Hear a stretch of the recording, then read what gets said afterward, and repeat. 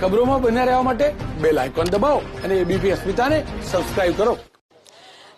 ધ્વની પરિવારજનો અહીંયા આવ્યા છે અને કેટલાક એવા પરિવારજનો છે કે જેમને હજુ સુધી ખ્યાલ નથી કે તેમના કેટલા પરિવારજનો જે લોકો ત્યાં હતા એમાંથી કેટલાકની ભાળ મળી છે કે એમનું ઈજાગ્રસ્ત થયા છે અથવા તો મૃત્યુ પામ્યા છે, પરંતુ એક્ઝેક્ટ એ ખ્યાલ નથી કે તેઓ ક્યાં છે. પરંતુ જે રિલેટિવ્સ છે બધા અહીંયા જોવા મળી રહ્યા છે. બેન, એક મારી સાથે.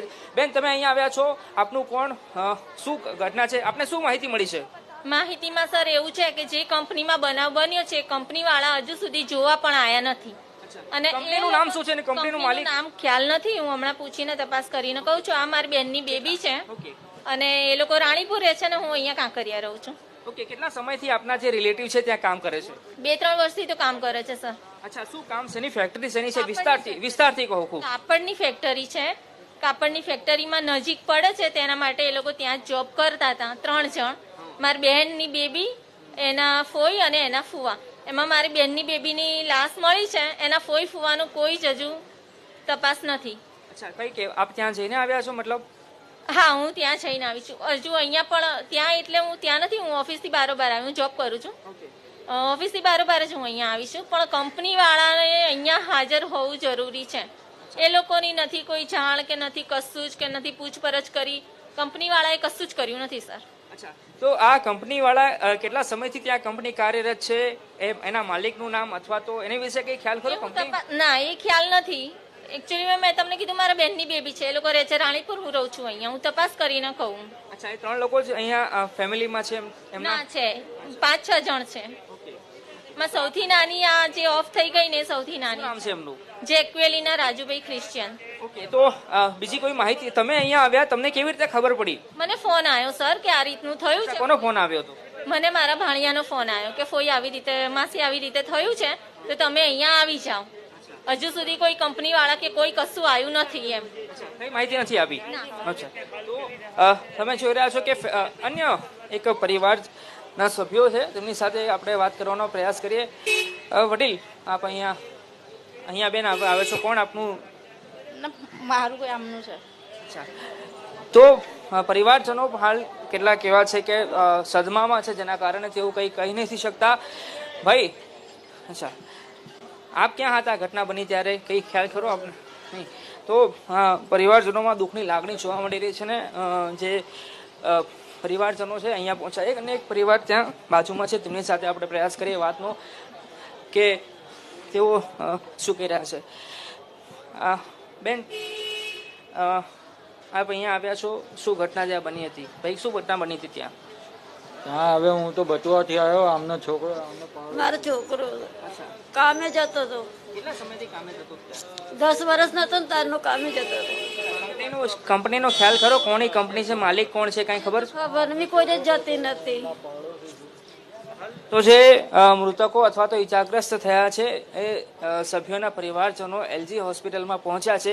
સૌથી મોટી વાત એ છે કે હજુ સુધી જે કંપની છે એ કંપનીના સત્તાધીશોએ એ તસદી નથી લીધી અહીંયા આવવાની અથવા તો પરિવારજનોની કહેવાની કે કયા પ્રકારની ઘટના બની છે અને તેમના પરિવારજનોની શું હાલત છે. એના કારણે જ એક પરિવાર હતો, જે ક્રિશ્ચન પરિવાર, જેમને હાલ જ થોડી વાર સમય પહેલા એબીપી અસ્મિતા સાથે વાત કરી અને તેમનું સ્પષ્ટપણે કેવું છે કે તેમને હજુ કોઈ જાણ નથી કરવામાં આવી. 3 લોકો તેમના પરિવારના કામ કરતા હતા, માત્ર એકની જ એમને ભાળ થઈ છે. બીજા 2 સભ્યો છે એની હજુ સુધી ભાળ નથી થઈ ધ્વની. એટલે સૌથી મોટી બેદરકારી જે રીતે હાલ પરિવારજનોના સભ્યો કહી રહ્યા છે એના પરથી સ્પષ્ટપણે લાગે છે મોટી બેદરકારી હાલ કંપનીની સામે આવી રહી છે.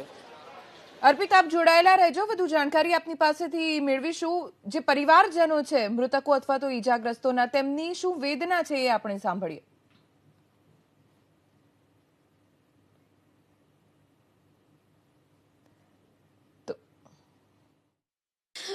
મમ્મી હતી ગયા કે આવું થયું, આગ લાગી છે, ધાબુ તૂટીને ઉપર પડી ગયું. ત્યાં અમે ગયા મમ્મી ત્યાં અમે એમને કીધું, પણ ભાઈ અમને કીધું મમ્મી દેખાય છે સામે, પણ મમ્મી થઈ ખલાસ થઈ ગઈ.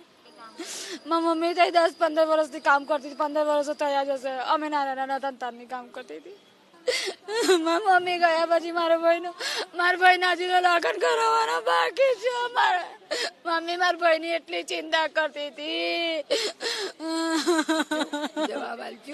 મમ્મી મારા ભાઈનું શું ખબર શું થઈ ગયું, મારા પપ્પા બી નહીં. એ ત્યાં નોકરી કરે મારી માસી, તો એમનો ફોન આવેલો, અમને ખબર પડી કે આવું થયું. એટલે તો ખાલી એમ જ ખબર પડી કે આગ લાગીને આવું થયું છે.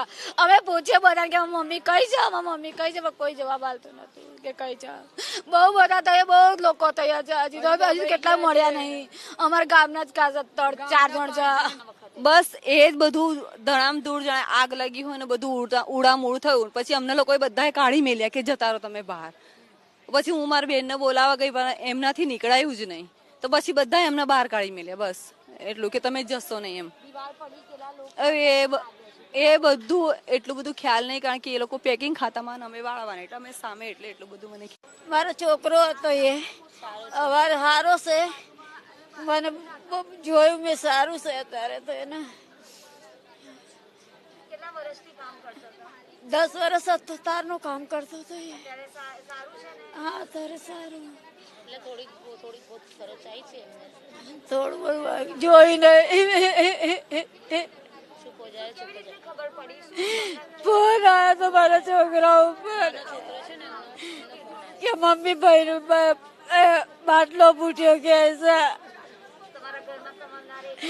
બે છે મારા, એક બીજા જાય છે, એક સૌથી મોટો આ છે. મેં જોઈ ये जो दुर्घटना हुआ है, ये दुर्घटना होने से हम लोग वहाँ पर पहुँचे तो देखे भाभी डेट कर गई है और भतीजी की हालत जो है सो गंभीर थी, तो उसको एम्बुलेंस मंगा करके फिर यहाँ लेके एलजी आए हैं. बस इतना ही जानते हैं. और एलजी में उसका ट्रीटमेंट कर रहा है और भाभी का डेड बॉडी यहाँ रखा हुआ है.